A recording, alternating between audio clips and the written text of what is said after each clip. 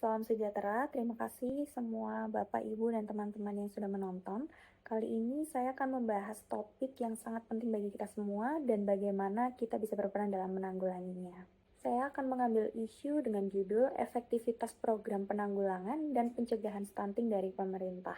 Sebelumnya, izinkan saya memperkenalkan diri dahulu. Nama saya Josephine Batari Salindri. Saya mahasiswa Bisnis Manajemen dengan NIM 27025044401. Latar belakang masalah pada isu ini adalah stunting merupakan salah satu masalah kesehatan utama yang masih menjadi perhatian di Indonesia.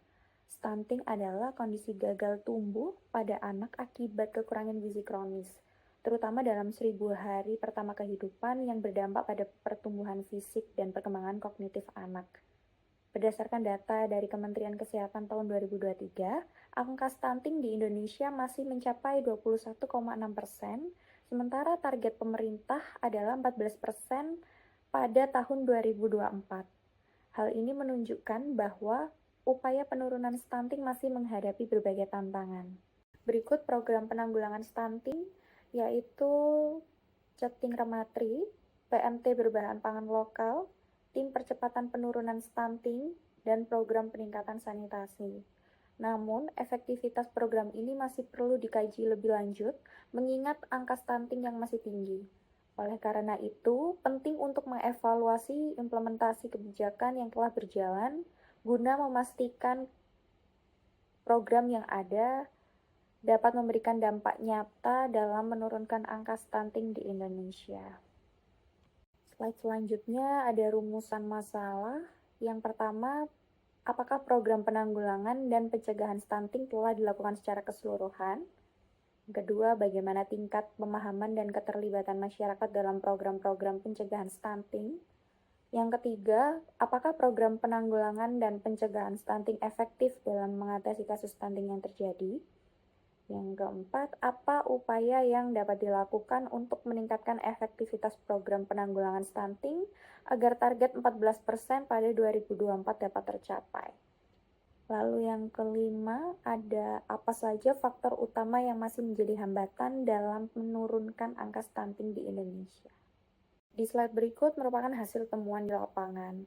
Yang pertama, pelaksanaan program belum merata, karena di beberapa daerah, program seperti Ceting Rematri atau PMT berbahan pangan lokal belum berjalan optimal karena keterbatasan anggaran dan sumber daya manusia.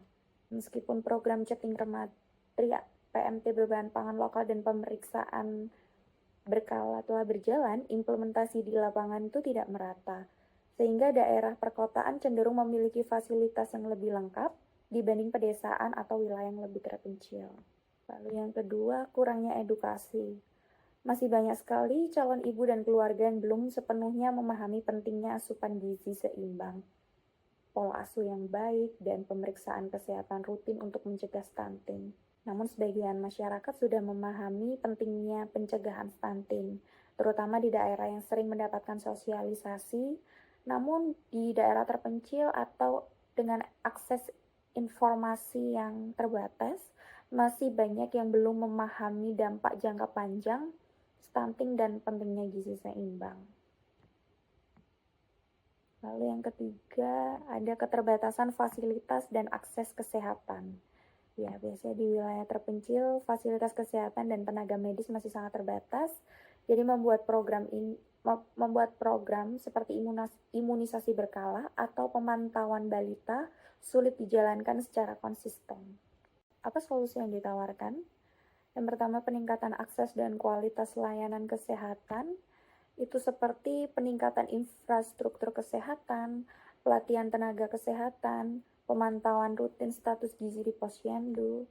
Lalu yang kedua, edukasi dan penyuluhan tentang gizi dan kesehatan. Dengan menggunakan teknologi untuk pemantauan dan edukasi di platform edukasi digital untuk meningkatkan pengetahuan ibu dan keluarga tentang pentingnya pemberian makan sehat dan pola hidup sehat. Lalu yang ketiga, ada meningkatkan kesadaran dan partisipasi masyarakat, yaitu dengan cara membentuk kelompok masyarakat yang peduli akan stunting, yang berperan dalam memberikan edukasi dan mendukung program-program kesehatan di lingkungan sekitar. Lalu yang keempat ada peningkatan program pemerintah dan penyuluhan kebijakan, seperti monitoring dan evaluasi berkala dengan meningkatkan sistem pemantauan dan evaluasi kebijakan secara berkala. Sehingga hasil dan dampak dari setiap program dapat terukur dan bisa diperbaiki jika diperlukan. Berikut refleksi pribadi. Menurut saya, pentingnya pendidikan gizi sejak dini. Yang kedua, peran teknologi dalam mempercepat solusi. Karena saya pribadi merasa bahwa pemanfaatan teknologi digital bisa menjadi solusi yang sangat efektif dalam memantau tumbuh kembang anak dan memberikan edukasi tentang gizi. Ini menjadi suatu hal yang perlu diperhatikan karena teknologi dapat menjangkau lebih banyak orang, bahkan yang berada di daerah terpencil pun itu bisa dijangkau. Sebagai individu, saya perlu sekali mendukung penggunaan teknologi untuk kepentingan kesehatan dan gizi masyarakat dengan penyampaian yang sederhana namun dapat dipahami. Lalu yang ketiga, peningkatan kualitas hidup anak sebagai investasi masa depan. Lalu yang keempat, ada pentingnya perubahan perilaku masyarakat.